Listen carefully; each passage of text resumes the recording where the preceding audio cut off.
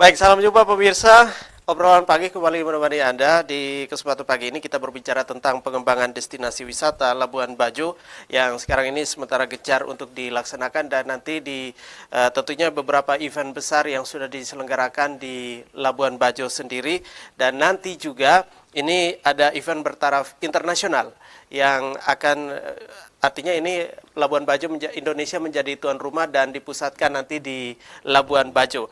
Dan pagi ini kita akan ngobrol bersama dengan Kepala Bidang Destinasi Pariwisata pada Dinas Pariwisata Provinsi Nusa Tenggara Timur, Bapak Eden Klakik yang sudah hadir di studio. Selamat pagi, Pak Eden, apa kabar? Selamat pagi, Pak David. Ya, ini sebagai Kepala Bidang Destinasi Pariwisata Provinsi Nusa Tenggara Timur, tentunya ini banyak destinasi yang sudah didatangi dan yang belum terekspos juga. Dan kembali untuk Anda pemirsa yang sementara menyaksikan obrolan pagi, tema kita pagi ini sangat menarik sekali. Berkaitan juga kalau kita tarik dunia pariwisata ini nanti semua lini ini masuk, termasuk dengan perekonomian. Nah, tentunya juga kalau kita berbicara tentang destinasi wisata Labuan Bajo ini sudah tahu semua sampai luar negeri, Pak Eden. Dan ini pertanyaan seputar bagaimana juga ini kalau gambaran tentang konsep nomadic tourism. Nah, ini bergerak cepat nih untuk Labuan Bajo. Pak Eden, silakan. Oke, terima kasih Pak David dan pemirsa yang di rumah yang sementara monitor perbincangan kita obrolan pagi hari ini. Nah, perlu kami sampaikan bahwa pariwisata NTT ini merupakan miniatur pariwisata dunia. Mengapa saya katakan demikian? Karena destinasi-destinasi yang di dunia semua ada di NTT. Tetapi yang ada di NTT tidak juga dimiliki oleh negara lain. Saya ambil contoh misalnya Komodo. Komodo cuma satu-satunya di dunia, cuma di NTT. Itu yang pertama. Yang kedua, ini kura-kura leher ular rote. Di dunia tidak ada, cuma ada di Rote. Kemudian kelimutu, di dunia tidak ada, hanya cuma di Ende. Terus ada lagi kalau Kalabamaja di Turki ada, tapi di Sabu juga ada. Wisata megalitik, kalau di Spanyol ada, di Sumba ada. Terus ada juga Taman Laut Alor terindah nomor 2 di dunia setelah Karibia. Kemudian di Desa Subo, Alor Selatan, Kecamatan Alor Selatan, Kabupaten Alor, itu periuk tumbuh dari dalam tanah. Nah, jadi pada saat kabut menutupi bukit Desa Subo, kabut itu pada saat kabut menutupi itu kita bisa mendengar suara perempuan sementara berdiskusi. Tapi pada saat kabut itu terangkat ke langit, suara itu perlahan hilang. Tetapi muncul periuk tanah. Menurut cerita bahwa itu pada saat kabut turun itu berkumpullah para dayang-dayang dari langit ke-7 untuk melakukan pertapora. Itu di Desa Subo. Sehingga saya mau sampaikan bahwa ini pariwisata NTT merupakan miniatur pariwisata dunia. Nah. Baik, dan kembali tentang bergerak cepat nih Labuan Bajo. Ya, dalam rangka kita harus berterima kasih kepada Presiden Jokowi dan juga Pak Gubernur Nusa Tenggara Timur Pak Victor Lasgut dan Pak Joseph. Karena masa kepemimpinan Pak Jokowi dan Pak Victor tahun 2023 NTT mendapat kepercayaan sebagai tuan rumah pertemuan negara-negara yang terlibat dalam G20. G20. Nah, itu kita harus memberikan profesi juga Pak Gubernur karena punya kemampuan komunikasi yang begitu bagus, punya relasi yang bagus sehingga NTT khususnya nanti dilakukan di Labuan Bajo. Nah, dalam rangka menghadapi kegiatan G20 nanti, sekarang pemerintah provinsi didukung dengan pemerintah pusat sementara melakukan pembenahan destinasi, baik itu infrastruktur jalan, bandara, akomodasi, dan perlu kami sampaikan juga bahwa akan dibangun 5 hotel berbintang.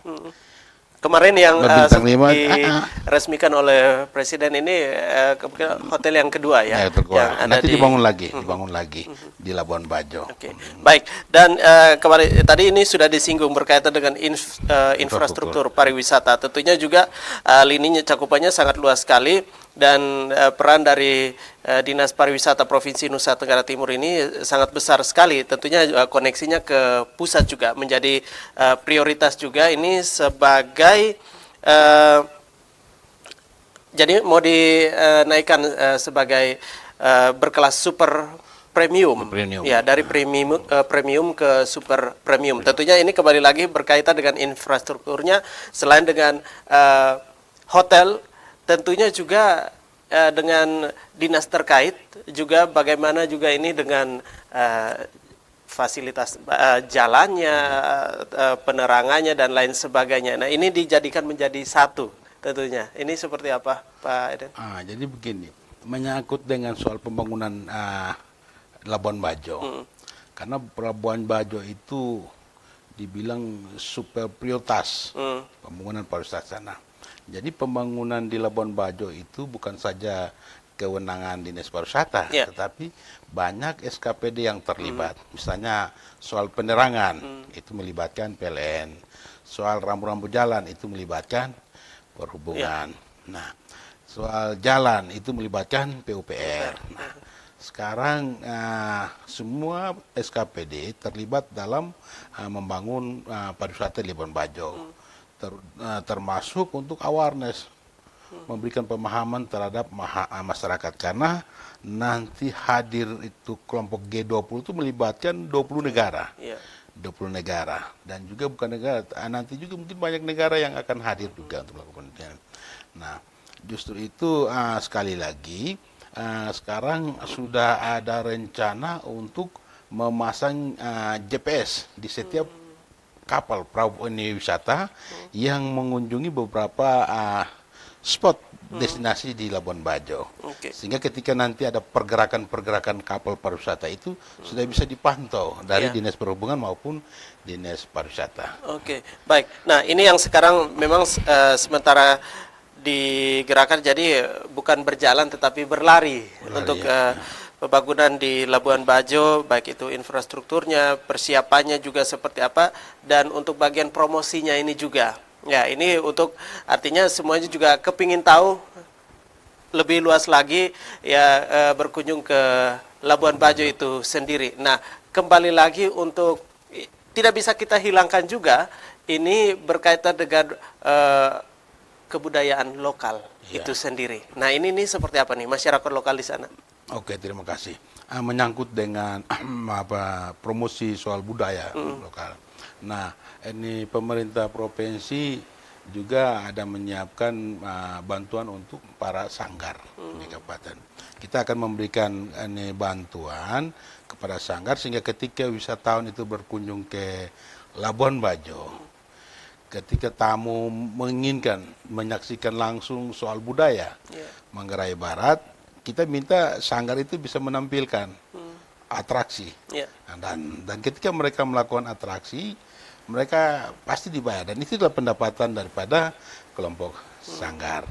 Kemudian juga soal ini pelatihan souvenir, kuliner buat masyarakat, sehingga ketika tamu yang akan berkunjung ke Labuan Bajo atau Manggarai Barat, mereka pingin untuk membeli souvenir, sudah tersedia. Mereka pingin untuk menikmati kuliner lokal, sudah tersedia oleh masyarakat. Jadi bukan hanya saja soal infrastruktur, tetapi juga soal kesiapan masyarakat di destinasi tersebut. Baik. Ini juga ada yang menarik juga, ini bagaimana di saat pembangunan itu sendiri, Pak Eden, ya ini berkaitan juga dengan menata Labuan Bajo itu sendiri, tempat itu ini ada zona-zona ya. Ini yang dicatat sini ada 5 zona tepi laut. Nah, ini bisa digambarkan. Sekarang terlihat sudah ada pembangunan pelabuhan marina. Dan direncanakan ini pelabuhan bongkar muat penumpang itu dipindahkan ke wilayah utara. Dan khusus untuk di Tanjung ujung kampung itu akan dijadikan sebagai pelabuhan marina sementara lagi dalam pekerjaan. Kemudian intervensi dari pemerintah pusat berupa jalan negara, jalan provinsi sementara dilakukan. Nah, komitmen Bapak Gubernur NTT Pak Victor bahwa tahun 2020 sampai 2021 itu jalan provinsi sudah harus dikerjakan. Karena ini dilihat juga anggarannya cukup besar juga nih ya. Kurang lebih 1,7 T nih. Iya. Ya, ini T-nya. Jadi teman-teman dari PUPR sementara sudah melakukan survei dan ada juga yang sementara dikerjakan. Nah, perlu kami sampaikan bahwa kehadiran satu wisatawan itu dia bisa mampu menghidupkan 11 orang. Saya ambil contoh, ketika wisatawan itu turun dari pesawat, dia kan sudah menggunakan jasa rental satu orang. Ketika dia nginap di hotel, pemilik hotel, terus pelayan di hotel semua pasti dapat. Kemudian dia makan di restoran atau di rumah makan nasi, makan sayur di dalam sayur misalnya kangkung misalnya ya. Itu berarti petani kangkung mendapat keuntungan. Masak sayur nasi tidak mungkin kosong. Ada bawang merah, bawang putih, ada lombok. Nah, petani lombok dapat keuntungan dari situ. Petani bawang merah, bawang putih. Ekonominya juga berjalan. Berjalan. Itu yang perlu.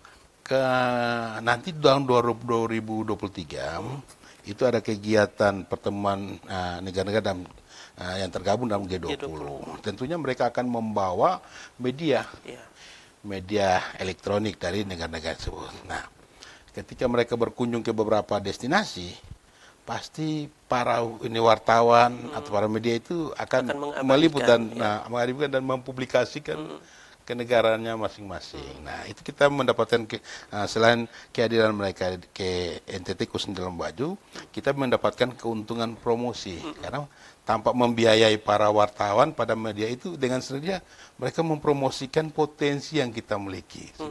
Ada banyak keuntungan dari kegiatan G20. Oke, baik. Dan tentunya juga ini kalau kita melihat nanti dengan perkembangan sekarang ini di Labuan Bajo sendiri sebagai salah satu tujuan wisatawan berkunjung selain Bali. Jadi ini Labuan Bajo ini Bali kedua ceritanya di Indonesia. Dan tentu juga dari Labuan Bajo imbasnya juga untuk seluruh daerah kabupaten kota di Nusa Tenggara Timur itu sendiri. Nah, nanti dari Labuan Bajo ini pengembangan destinasinya juga tentunya juga imbasnya juga kembali lagi seluruh daerah di Nusa Tenggara Timur akan merasakan juga. Seperti apa nanti gambarannya Pak Eden dan juga untuk Anda pemirsa, nanti kami kembali untuk Anda tetap di obrolan pagi bersama Dinas Pariwisata Provinsi Nusa Tenggara Timur.